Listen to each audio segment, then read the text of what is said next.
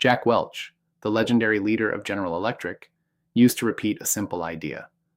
When the rate of change inside an institution becomes slower than the rate of change outside, the end is in sight. What he was really saying is this: if your organization cannot metabolize change faster than the world around it, it will not survive. That idea has always been true, but right now it is becoming urgent in a way we have not seen before. Because we are no longer operating in a world where change is linear, predictable, or manageable through traditional planning cycles and transformation roadmaps. We are in a transition moment. We have left the shore of a slower, more stable operating environment and are moving towards something fundamentally different, where AI reshapes how work gets done, how decisions get made, and how organizations are structured.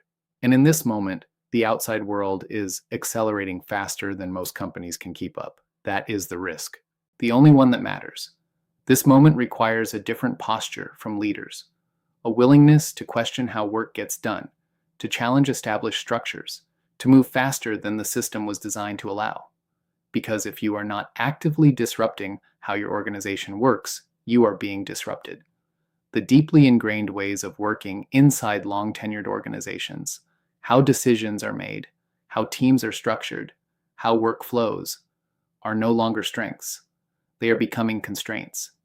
If you are making decisions the same way you did last year, you are behind. If you are hiring for roles without questioning whether those roles should even exist in the same form, you are behind. If you are designing your organization the way you always have, you are behind. Because the assumptions those decisions were built on are breaking. For the last 2 decades, organizations moved toward centralization, not because it was philosophically better, but because it was economically efficient. Bringing expertise into centralized teams lowered transaction costs.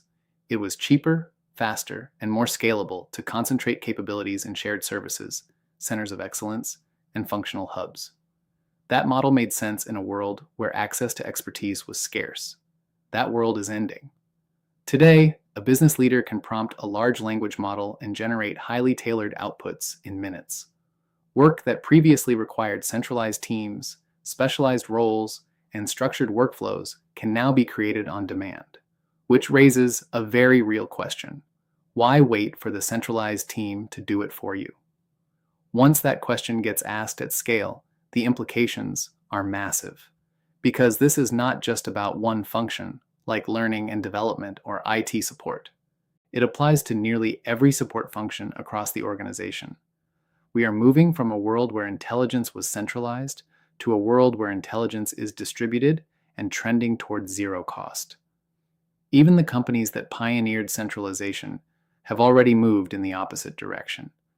General Electric, once the model for scale and centralized efficiency, has spent the last few years breaking itself apart into independent businesses, a shift from centralized scale to decentralized focus and agility.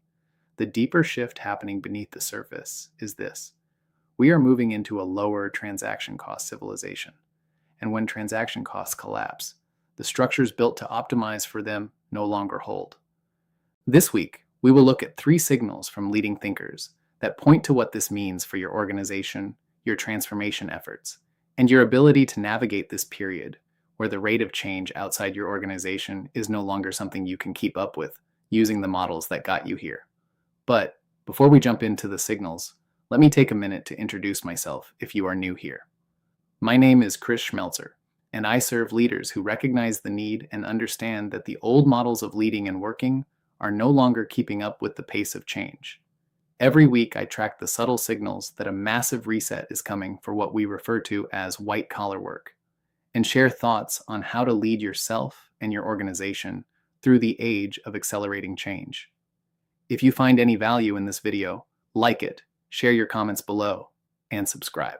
The first signal: decentralization wins. 2 of the more consistent voices studying this shift are Raoul Pal and Peter Diamandis. They came together this week on the Journeyman podcast to discuss the pace of change and what it means for organizations trying to keep up. There were a number of insights in the conversation, but one stood above the rest. Decentralization will win. The centralized structures most organizations rely on today were designed for a different environment. They were built to manage scarcity of information, of expertise, of coordination. Centralization lowered transaction costs. It made organizations more efficient. But that logic is breaking. As access to intelligence becomes abundant, and the cost of accessing it approaches zero, the need to centralize that intelligence begins to disappear. And when the underlying economic rationale disappears, the structure built on top of it starts to erode. You can already see early signals of this shift, not just in organizations but across society. The rise of the creator economy, the maker movement, open source communities, even experiments like Burning Man. These are all examples of coordination happening without centralized control. This does not mean organizations should immediately dismantle shared services or centers of excellence, but it does change the question leaders need to ask. When a new need emerges, do we centralize it or do we distribute it? And more importantly, does it even need to be hired for at all? Or can it be accessed in real time through AI? The signal. The work is moving to the edge. Your structure probably isn't. The second signal. Shift to custom software. Chamath Palihapitiya shared a controversial take this week that, if true, has massive implications for how organizations operate. His point is simple. Custom software will become the norm. The cost and complexity of building software is collapsing. What used to require large engineering teams, long timelines, and significant capital can now be generated through natural language, which leads to a very different future. Instead of buying standardized software and adapting your processes to fit it, organizations will generate software tailored to how they actually work, from buying tools to generating tools. That shift is more profound than it first appears, because for the last 2 decades, enterprise software has quietly shaped how organizations operate. Workflows, approvals, reporting structures, all of it has been influenced by the constraints of the systems companies adopted. If software becomes infinitely adaptable, those constraints disappear completely. And once that happens, organizations are no longer bound by the systems they chose. They can continuously rebuild how work gets done. But there is a second-order effect that is easy to miss. Once software is custom and continuously improving, it doesn't just support the work. It starts to learn the organization, your workflows, your decision patterns, your preferences, your edge cases.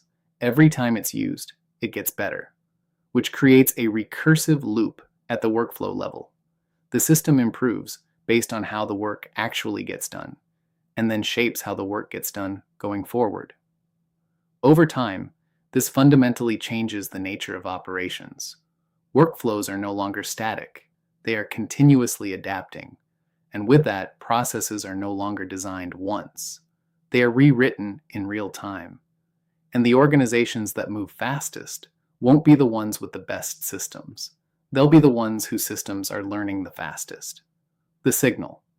If your software defines how work gets done, you're already behind. The third signal from this week. Change management is the constraint. Travis Kalanick made a much simpler point this week on the All In podcast. Open quote. When it comes to large companies, the big thing for, let's call it, the autonomous enterprise, the big thing is change management. That is the big boy. Close quote. The pace of what is happening is not theoretical anymore. It is operational. And while technology is accelerating, human adaptability is not. Organizations do not change. People do.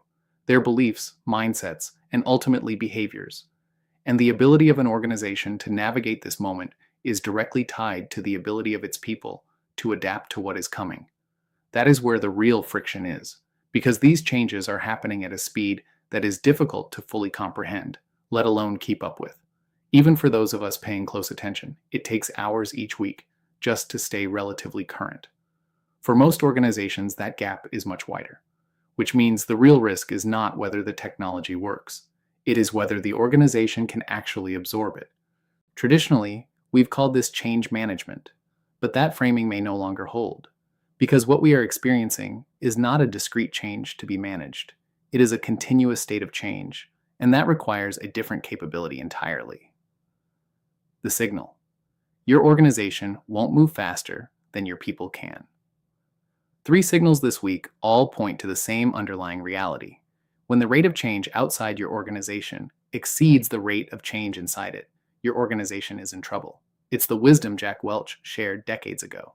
And it has never been more relevant, because the pace of change we are experiencing right now is not something our traditional models were designed for. Even our best change management playbooks assume a level of stability, sequencing, and control that no longer exists. We are living in the age of accelerating change, and it's becoming clear that we need a fundamentally different approach to leading through it. So before you continue, it's worth pausing. Let go of the assumptions you've been carrying about how organizations change, because what follows may challenge how you've been taught to think about transformation.